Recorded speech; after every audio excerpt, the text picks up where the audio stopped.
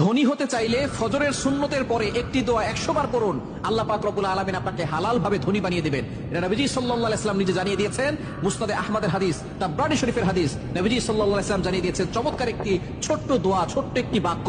নবীজি সাল্লাল্লাহু আলাইহি ওয়াসাল্লাম বলেছেন, এই সময় যদি এই বাক্যটা 100 বার পড়া হয়, আল্লাহ পাক রব্বুল আলামিন তাকে হালাল ভাবে ধনী বানিয়ে দিবেন। দোয়াটি করবেন কখন? ফজরের নামাজের সময়, 2 রাকাত সুন্নতের পরে, ফরজের আগে। মনে রাখবেন, আজানের পরে, ইকামতের আগে, এই সময়টা আমরা অনেকেই মসজিদে গিয়ে চুপচাপ করে বসে থাকি। আপনি এই সময় আল্লাহর কাছে দোয়া করবেন।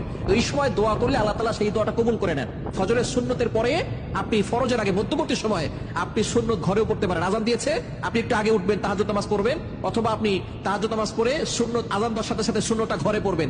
ঘরে পড়ে মসজিদ যদি কাছে হয় তাহলে ঘরে বসে আমল করতে পারবেন, অথবা আপনি চলতে ফিরতে আপনি আমলটা করতে পারবেন। দোয়াটি হচ্ছে লা ইলাহা ইল্লাল্লাহুল মালিকুল হাক্কুল মুবিন। এই দোয়াটা যদি আপনি পড়তে পারেন, আল্লাহ তাআলা আপনার দারিদ্রতা দূর করবেন, অভাব দূর করবেন, রিজিকে আল্লাহ তাআলা প্রশস্ততা দিবেন, এবং আল্লাহ পাক রব্বুল আলামিন হালাল ভাবে আপনাকে সম্পদশালী বানাবেন।